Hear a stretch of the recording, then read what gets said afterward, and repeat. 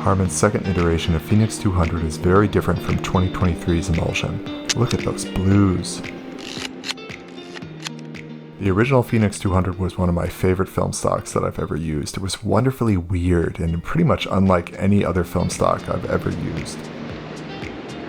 Phoenix 2, on the other hand, is a little less strange, and technically an improvement in several ways. Highlights retain detail well, and the film has a beautiful effect where shaded areas, particularly under blue skies, render as a deep blue. Sunlight remains warm, which means when you combine two color sources, you get a rich color contrast. Mid to late day sun is the best time for the effect from what I can tell, and it's lovely with more colors added to the mix. Phoenix 2 produces gorgeous color, particularly with enough exposure. I metered for ISO 160, which I think is pretty perfect. If you meter for less exposure, it's still pretty easy for shadows to get quite dark, which will raise the contrast even more. But regardless, greens are a strong point. Some frames on the original Phoenix 200 were emerald-like, especially during a rainy day. The new Phoenix feels just as rich and considerably sharper.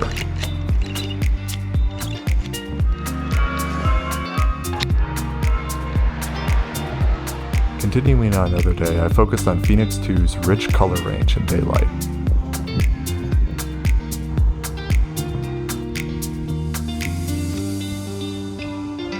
I don't think these photographs are that exciting, but it's interesting to see how different this film is from the original. Now there's a slight purplish pinkish cast in most grays in daylight. For reference, the original Phoenix 200 would have more of a reddish orangey tint on unsaturated colors. Yellows, oranges, and reds come through beautifully on Phoenix 2, but the lighting situation has to be somewhat devoid of blue. In moments where you're not in the warm sun, and especially in shade or by water, the colors can dramatically shift to a gradient of blues and purples. If you don't believe me, take a look at how yellow this negative looks. Like the original Phoenix 200, I wanted to try this new iteration at night.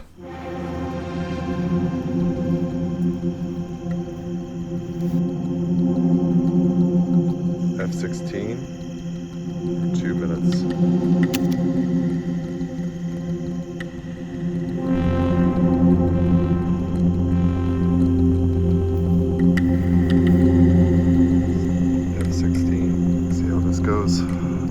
Interestingly, Phoenix 2 renders the orange illumination of sodium vapor bulbs quite green and yellow, a big change from the original. But like the original, you'll need to quadruple or octuple your exposures to get good shadow detail.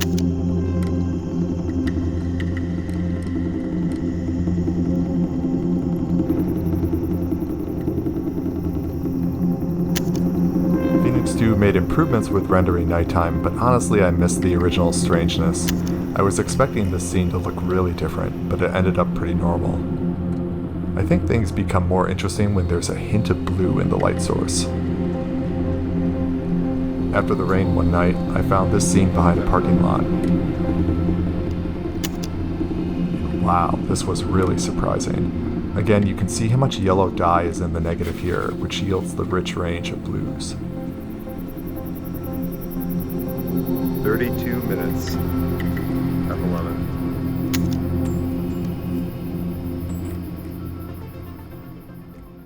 As the last summer days marched on, my wife and I made a quick day trip to Ithaca.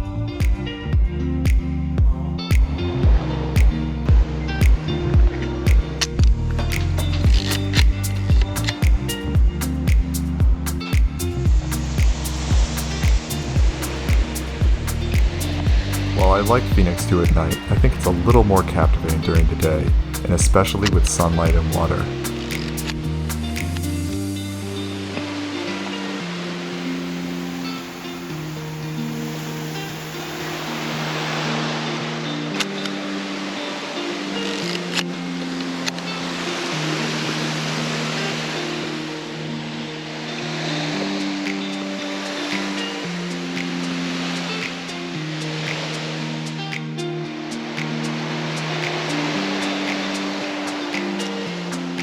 The purplish whites and grays here might look strange, but you can see how intensely green the negative is.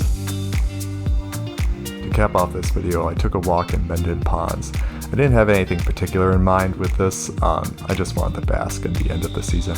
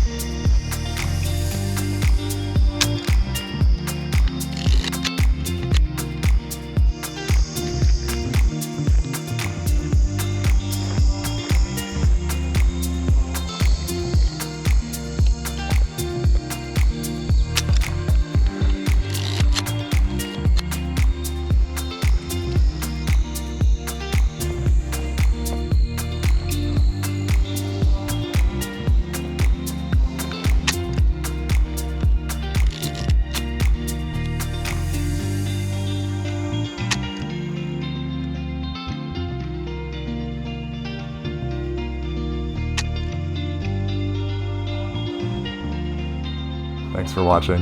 I'll likely try this film out in the winter too, so if you'd like to support this channel, you can like or subscribe for more. Thanks so much guys. See you next time. Peace.